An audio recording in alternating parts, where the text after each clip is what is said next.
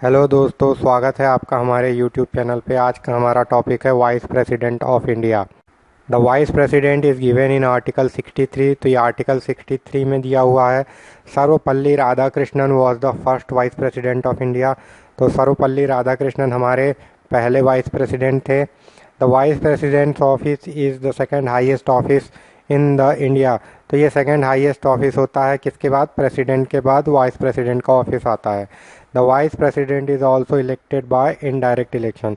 तो जैसे प्रेसिडेंट को इनडायरेक्ट इलेक्शन से इलेक्ट किया जाता है, वैसे ही वाइस प्रेसिडेंट भी इनडायरेक्ट इलेक्शन के द्वारा ही इलेक्ट होते हैं। इनडायरेक्ट इलेक्शन मतलब जो जनता होती है वो डायरेक्ट इनका चुनाव नहीं करती है, बल्कि जनता के द्वारा चुने हुए प्रतिनिधि इनका चुनाव करते हैं। इसे ही इनडायरेक्ट इलेक्शन कहते हैं। He is elected by electoral college consisting of members of both the house of parliament. तो जो वाइस प्रेसिडेंट होते हैं वो राज्यसभा के पदेन सभापति होते हैं, लेकिन जब इनका चुनाव होता है तो लोकसभा और राज्यसभा दोनों के ही सदस्य इसमें पार्टिसिपेट करते हैं, जबकि लोकसभा अध्यक्ष के चुनाव में केवल लोकसभा के सदस्य ही पार्टिसिपेट करते हैं। इसी तरह से अगर इसे कंपेयर किया जाए प्रेसिडेंट के चुनाव से, तो प्रेसिडेंट के चुनाव में लेजिस्लेटिव असेंबली के सदस्य भी होते हैं, लोकसभा और राज्यसभा के सदस्यों के साथ साथ। लेकिन अगर वाइस प्रेसिडेंट की बात की जाए तो वाइस प्रेसिडेंट के चुनाव में केवल और केवल लोकसभा और राज्यसभा के सदस्य हिस्सा लेते हैं। This college consist of both the members of parliament. Members of state legislative assembly do not take part in election of vice president, जैसा कि हम पहले भी डिस्कस कर चुके हैं। Like election of president, the election of vice president is also done by proportional representation by means of the single transferable vote and the voting is by direct ballot.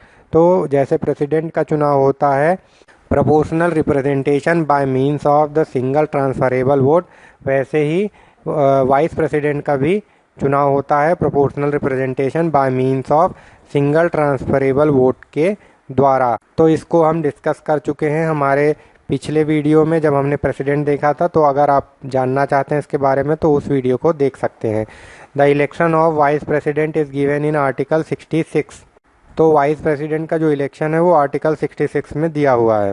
Qualification of vice president, he should be a citizen of India. तो नागरिक तो होना ही चाहिए भारत का। He should have completed 35 years of age. उनकी कम से कम उम्र जो है वो 35 साल की होनी चाहिए। ही should B qualified for election as a member of Rajya Sabha. तो वो राज्यसभा के सदस्य के चुनाव के लिए क्वालिफाई होना चाहिए, मतलब उसकी योग्यता उतनी होनी चाहिए जो कि एक राज्यसभा के सदस्य के चुनाव के लिए आवश्यक होती है। He should not hold any office of profit under the union government और एनी स्टेट गवर्नमेंट और एनी लोकल अथॉरिटी और एनी अदर पब्लिक अथॉरिटी। तो ये किसी भी प्रकार के ऑफिस ऑफ प्रॉफिट के पद पर नहीं होना चाहिए।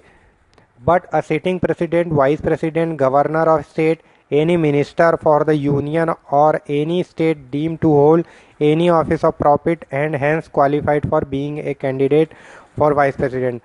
तो जो प्रेसिडेंट होते हैं, वाइस प्रेसिडेंट होते हैं, गवर्नर होते हैं, यूनियन मिनिस्टर होते हैं, स्टेट मिनिस्टर होते हैं, तो ये सभी पद ऑफिस ऑफ प्रॉफिट के अंतर्गत नहीं माने गए हैं। तो इसीलिए ये सभी लोग वाइस प्रेसिडेंट के चुनाव में हिस्सा ले सकते हैं। Nomination of a candidate for election to the office of vice president must be subscribed by at least 20 electors as proposers and 20 electors as seconders.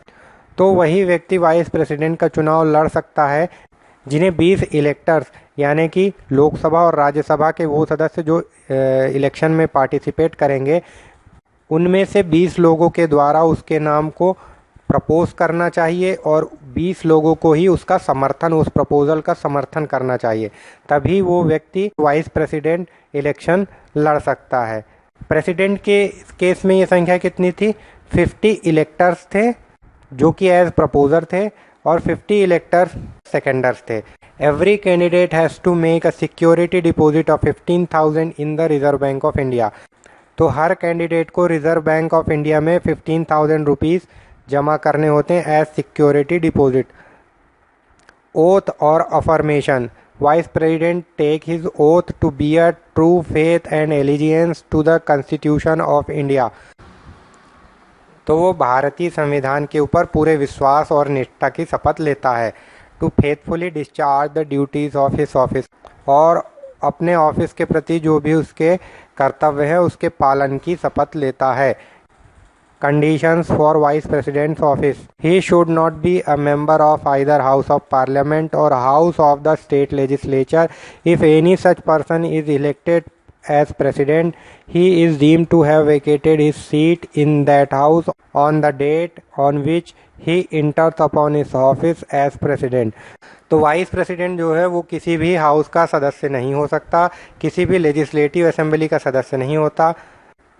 अगर ऐसा कोई व्यक्ति वाइस प्रेसिडेंट का चुनाव जीत जाता है जो इनमें से किसी भी सदन का सदस्य हो, तो जिस दिन वो वाइस प्रेसिडेंट का पद ग्रहण करता है उसी दिन उसे वो सीट छोड़ देनी होती है। Term of office. The vice president hold office for a term of 5 years. तो वाइस प्रेसिडेंट का कार्यकाल भी 5 वर्ष का होता है। The vice president gives his resignation to president. ये अपना जो त्यागपत्र है वो प्रेसिडेंट को देते हैं। Can be removed by A resolution passed in the Rajya Sabha bye an effective majority and in Lok Sabha bye simple majority. तो वो एक रेजोल्यूशन के द्वारा हटाया जा सकता है कि जो कि राज्यसभा में इफेक्टिव मेजॉरिटी से पास हो और लोकसभा में सिंपल मेजॉरिटी से पास हुए रेजोल्यूशन से उसे हटाया जा सकता है। This resolution can be introduce only in Rajya Sabha. तो वाइस प्रेसिडेंट को हटाने का रेजोल्यूशन केवल राज्यसभा में आ सकता है, जबकि प्रेसिडेंट को हटाने का रेजोल्यूशन दोनों में से किसी भी सदन में लाया जा सकता है। Power and functions. He acts as ex officio chairman of council of states given in article 64। तो ये राज्यसभा का पदेन सभापति होता है, ये आर्टिकल 64 में दिया हुआ है। He can act as president when a vacancy occur in the office of president due to his resignation, impeachment, death और अदरवाइज गिवन इन आर्टिकल 70। तो जो आर्टिकल 70 है उसके अनुसार अगर प्रेसिडेंट की मृत्यु हो जाती है या वो किसी कारण से रेजिग्नेशन दे देते हैं या उन्हें इम्पीचमेंट के द्वारा हटा दिया जाता है, तो इस स्थिति में उपराष्ट्रपति ही राष्ट्रपति का कार्यभार संभालते हैं। During casual vacancies article 65। तो आर्टिकल 65 के अंतर्गत जैसे अगर किसी कारण से राष्ट्रपति अपना कार्यभार नहीं संभाल पाते, जैसे विदेशी दौरों के कारण, उस समय उपराष्ट्रपति उनका कार्यभार संभालेंगे, या वो बीमार हैं उस समय राष्ट्रपति उनका कार्यभार संभालेंगे। तो ये सब चीज़ें आर्टिकल 65 में दी हैं। और आर्टिकल 70 में क्या दी हैं, अगर रेजिग्नेशन, इम्पीचमेंट या डेथ या इसी तरह के और किसी कारण से राष्ट्रपति अपना कार्यभार संभालने में असमर्थ होते हैं, तो ये सब चीज़ें आर्टिकल 70 के अंतर्गत आती है। While acting as president, vice president does not perform the duties of his office of the chairman of Rajya Sabha. तो जब ये एज ए प्रेसिडेंट एक्ट करते हैं तो ये राज्यसभा के चेयरमैन की तरह कार्य नहीं करते हैं, और इनको जो अलाउंसेस वगैरह मिलते हैं वो भी एक प्रेसिडेंट के जैसे ही मिलते हैं। ही drawers his salary as ex officio chairman of Rajya Sabha. तो वाइस प्रेसिडेंट को जो सैलरी वगैरह और अलाउंसेस मिलते हैं वो उपराष्ट्रपति की तरह नहीं मिलते, बल्कि राज्यसभा के पदेन सभापति के रूप में ही मिलते हैं। इन 2018 the parliament increased the salary of chairman of Rajya Sabha from 1.25 lakh to 4 lakh per month. तो 2018 में पार्लियामेंट ने राज्यसभा के जो चेयरमैन हैं उनकी सैलरी को 1.25 लाख से बढ़ाकर 4 लाख कर दिया है, और प्रेसिडेंट की सैलरी कितनी हो गई है, 5 लाख पर मंथ हो गई है। तो दोस्तों आज का हमारा वीडियो यहीं तक। अगर आपको अच्छा लगा हो तो लाइक, शेयर और सब्सक्राइब जरूर करें। Thank you.